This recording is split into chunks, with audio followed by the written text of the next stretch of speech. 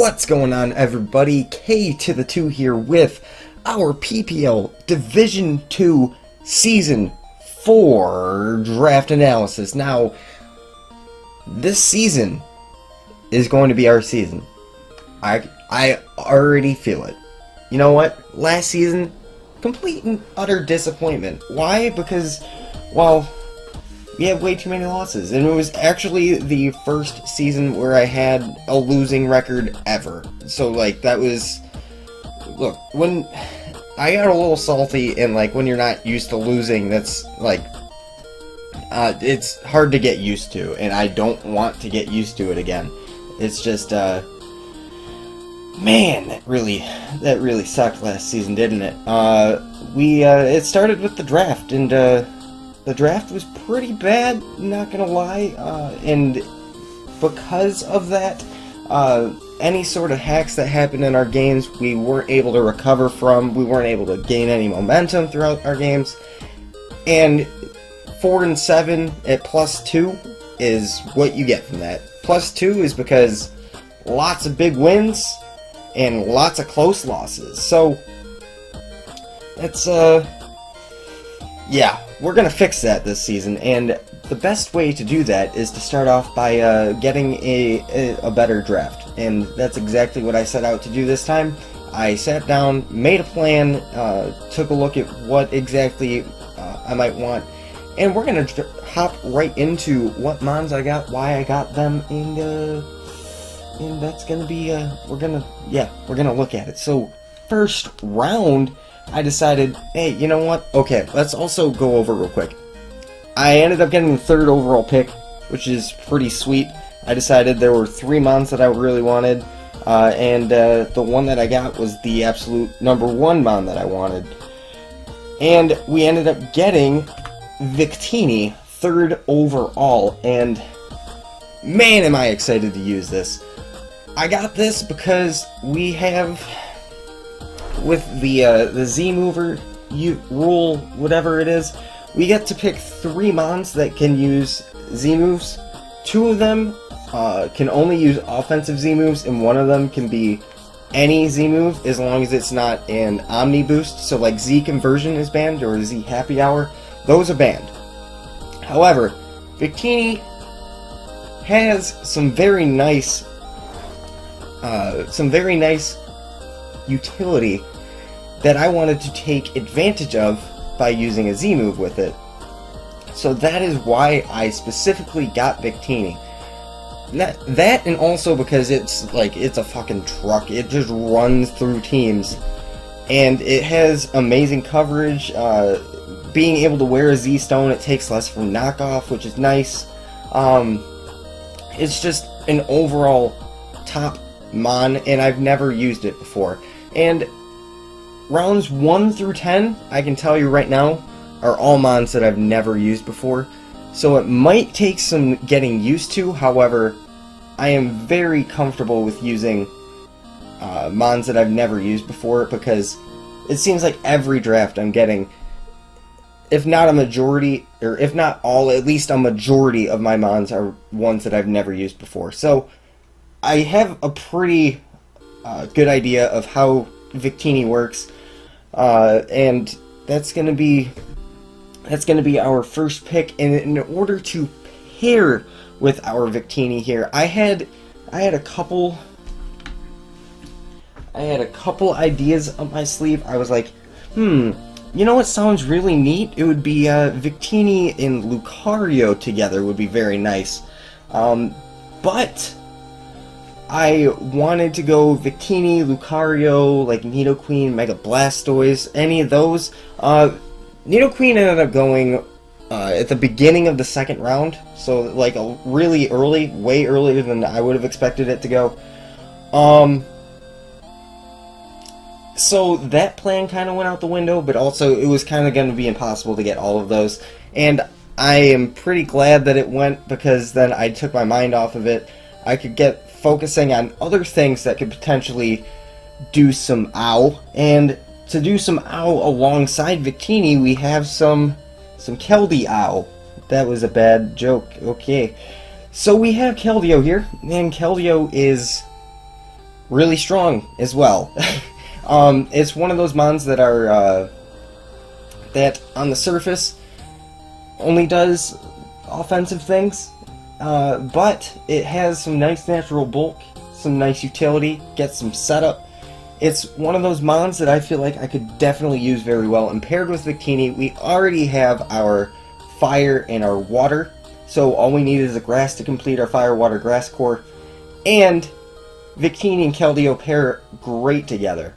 Another thing to look at on my team here is not only the type synergy, but also the speed tiering. I made sure throughout this draft to make sure, well, not really make sure, because sometimes you can't help it. However, it is very nice that my speed tiers, every single mon that I have, has a unique speed. So no 2 base 100s, no 2 base 108s, base 80s, nothing like that. Everything has a very unique speed tier, and that helps incredibly with the way that I like to speed tier, or speed creep for my prep. So that's something that I'm looking forward to. Victini and Keldeo together are just going to do an absolute ow. And yeah, Keldeo, I'm looking very much forward to doing some stuff with it. Shoddy pretty much got me hooked on it.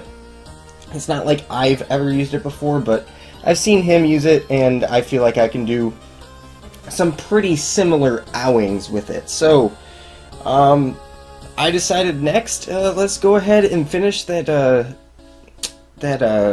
psychic fighting and dark core that people tend to overlook or forget about. That it's a very strong core in and of itself, and we can also start off by getting a dragon for our Fairy Dragon Steel, and that's going to be Hydreigon. And right now you're probably looking at these three and going, what the hell, Kyle? Do you not have enough offense there? And I'm probably going to tell you no, because that's just the way I am. Hydreigon is just fucking good. I have nothing else to say about it. It's just good. It's good on the bulky side. It's good on the offensive side. It has coverage for physical, special. It has a very unique, like, base 98, 97. Fuck, I already forgot what kind of speed it has. I think it's 98.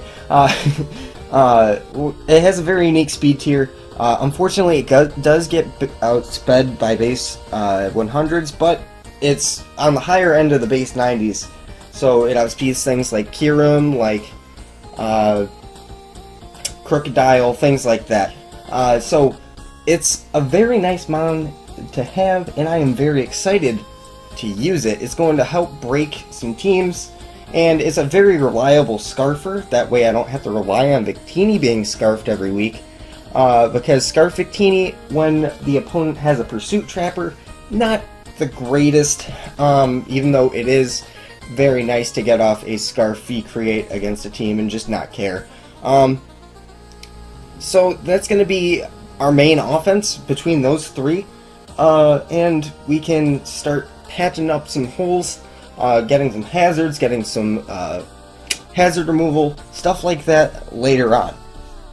I just wanted to focus on getting some super powerful offense and then building around it, supporting it as well as I can, in order to have a team that I'm very comfortable not only planning with but playing with, because this team already, as you can see, is going to be pretty offensive, and I feel I do best with offensive drafts that at least are well supported. Last season kind of was like a mishmash of, hey, let's get some really good offense, but like there was not a whole lot of synergy, and then my bulk on that team was Lickalicky. It worked out for Lickalicky, but like the rest of the team just wasn't having it. So that is going to be Hydreigon. We're going to move on to our fourth pick, and what I decided was, you know what?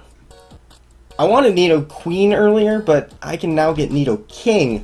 And the main reason I wanted Nidoking, not because it's an amazing wall breaker as well, and you're probably thinking, Kyle, hey, slow your roll. You need to stop. And you're probably thinking,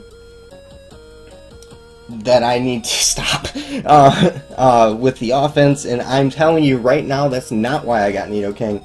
Nidoking is a very underrated hazard setter, and that's what I wanted most from it. It gets access to something like T-Spikes and Stealth Rocks, while also being able to have that offensive pressure. Now, the reason I went with this over, say, Nihilego is because Nihilego is Poison Rock instead of Poison Ground. I really like ground types that set up hazards because they can come in on electric types, they can stop momentum, and in doing so, they can get up the hazards. Or, in Nidoking's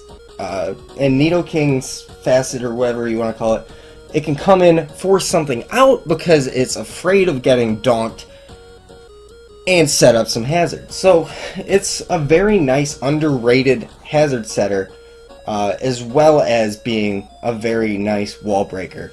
It's going to be able to support Victini, Keldeo, and Hydreigon in getting up T-Spikes, ensuring some KOs that sometimes otherwise they wouldn't be able to get.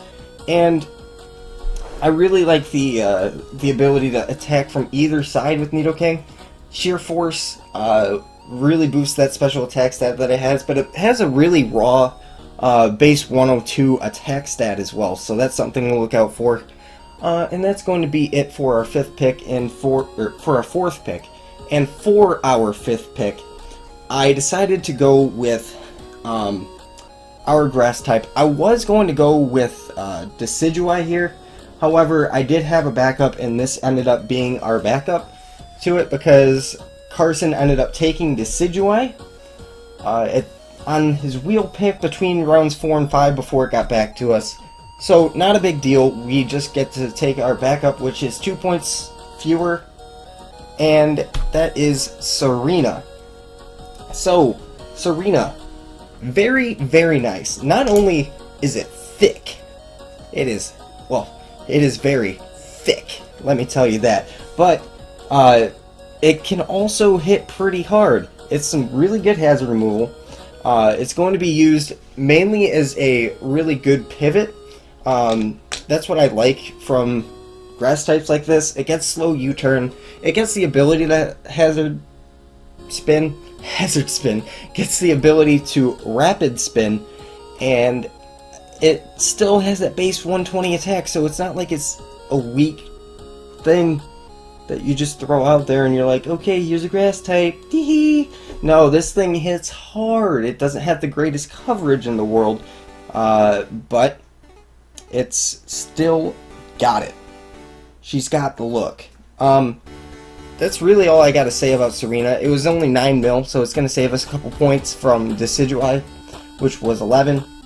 And at this point in the draft, you can see we still have 40 million left for the remainder of our roster. So what I'm gonna try doing is limiting how much points I'm spending to make sure I get as many mons and as much value out of those mons as possible, while also still supporting those top 3 mons.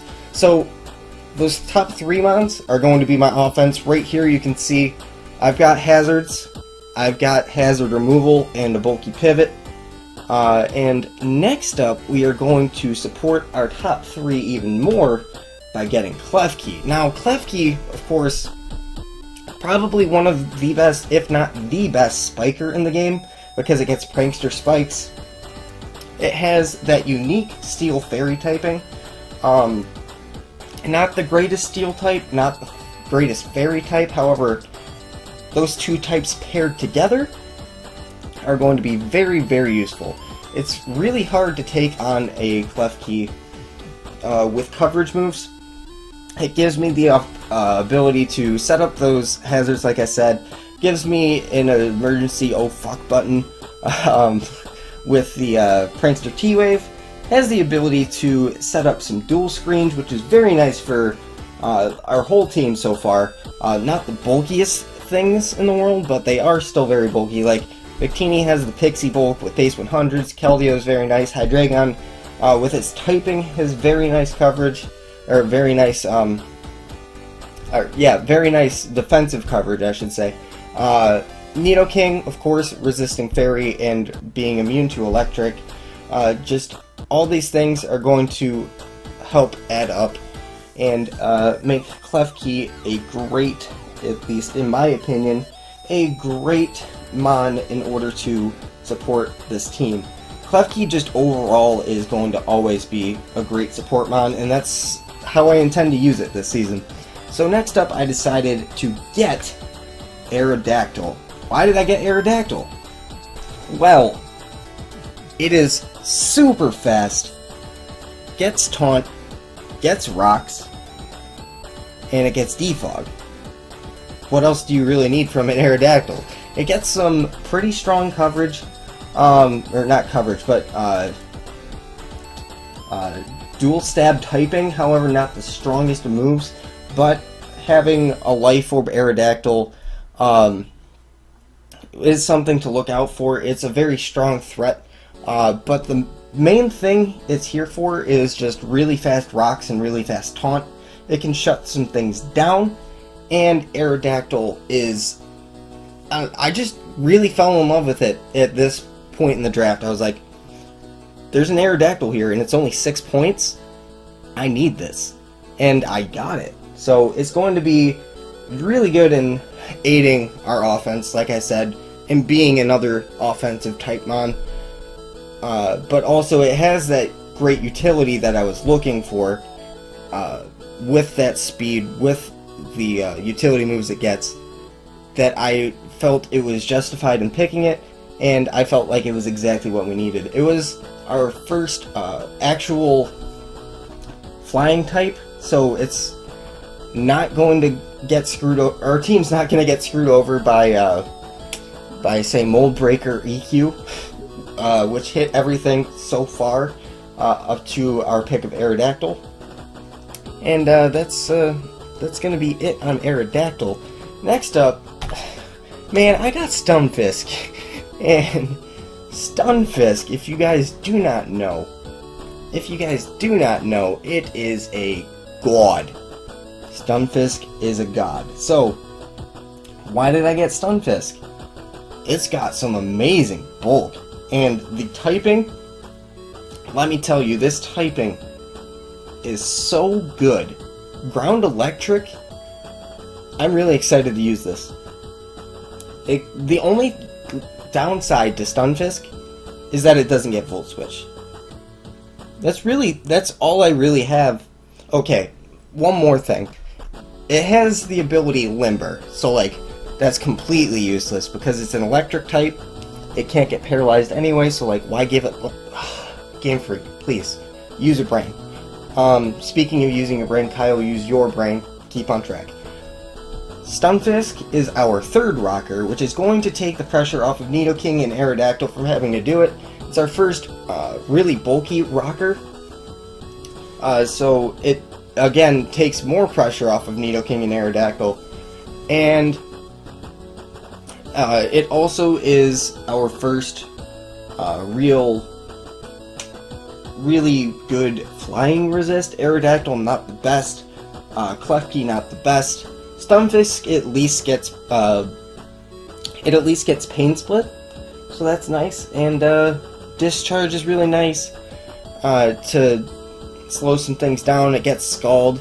It is not lacking in the special attacking department. It has like base 82 or something, which is respectable, so it can get off some hits.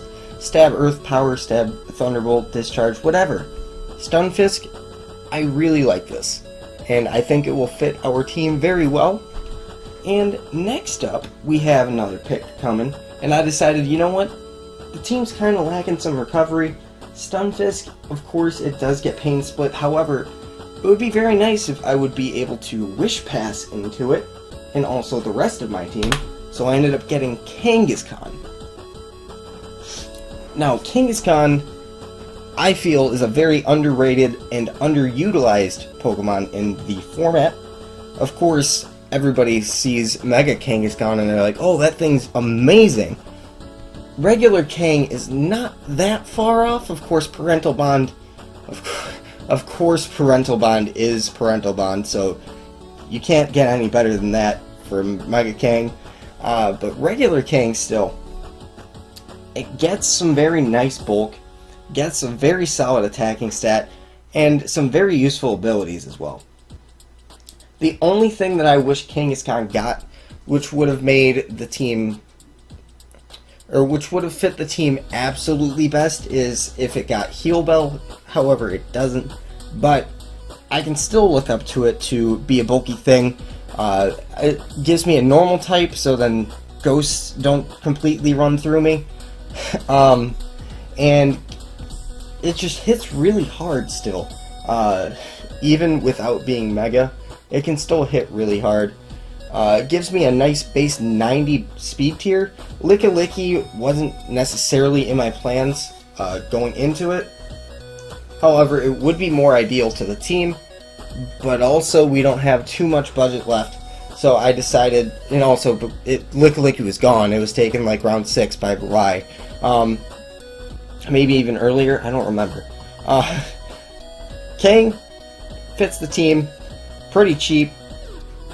We still have 12 million left, and we're looking at getting a meme pick next, actually. We're going to get our meme before our actual 10th mon on the draft, because I had more points left to spend than anybody after me before it came back to me as well.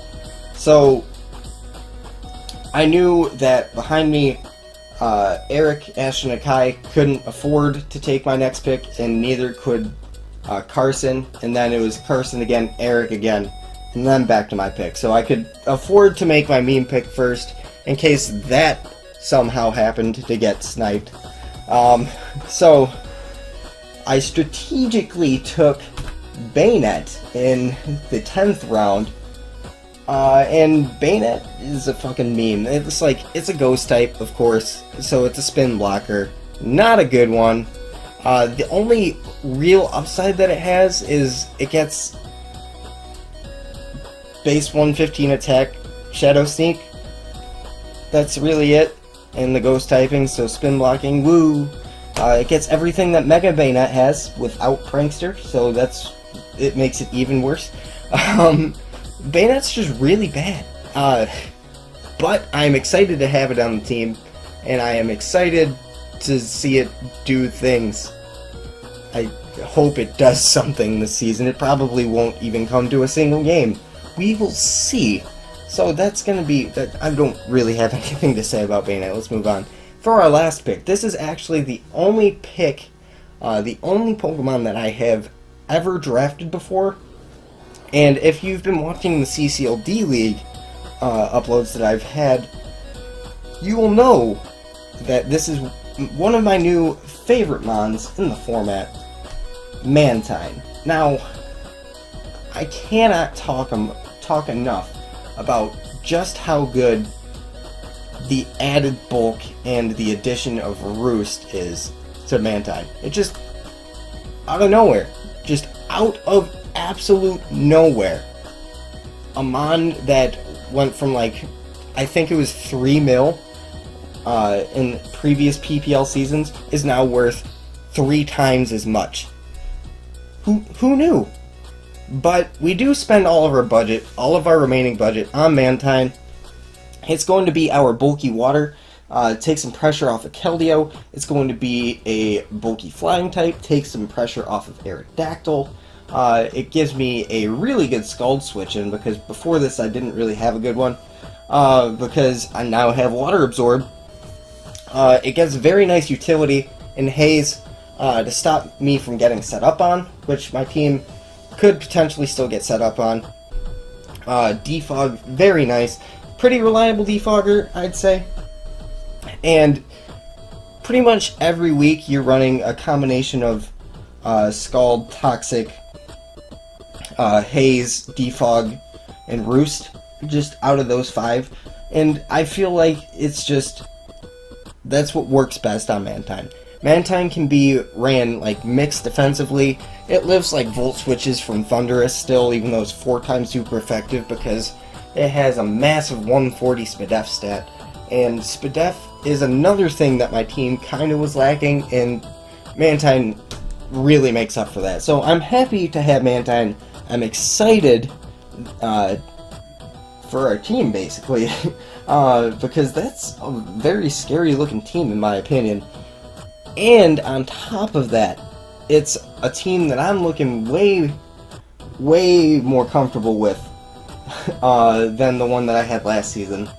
I can see myself bringing all of these mons, bar Bayonet.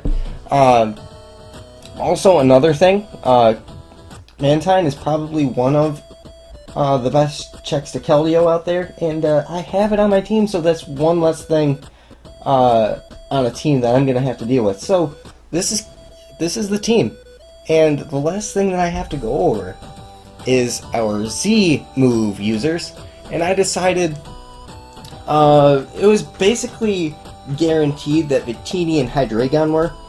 Also for consideration was going to be Keldeo, Nidoking, and Aerodactyl. Now I'll go over the reasons between all three of those. Keldeo, of course, hits super hard. It hits Focus Blasts now, and it turns them into a super powerful Focus Blast for a turn. So Keldeo is a pretty good potential Z-mover. Nidoking, of course, has amazing coverage. Not necessarily the hardest hitter without the sheer force, but it does have that amazing coverage. And lastly, Aerodactyl, which is actually the one I decided to go with.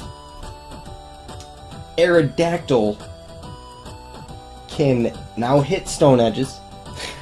It gets some pretty strong flying stab now, with being able to run like Z-Fly, Z-Sky Attack, stuff like that. So it gets some really strong Z moves, and I'm excited to use those, let me tell you. So that's those are our 3 Z movers, and this is our team for PPL Division 2 Season 4. So let me know what you guys think of the team, what you think of my Z movers, what your favorite parts of the team is, what your least favorite part of the team is.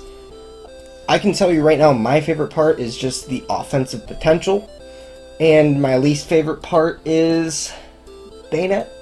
Is that fair to say? I mean, I could say that the biggest weakness of the team is definitely it's a little bit lacking on the bulky side. However, I do feel like the typings that I have more than make up for that. So that's gonna be it. Thank you guys so much for watching. If you enjoyed, go ahead and hit that like button, and I will see you guys next time.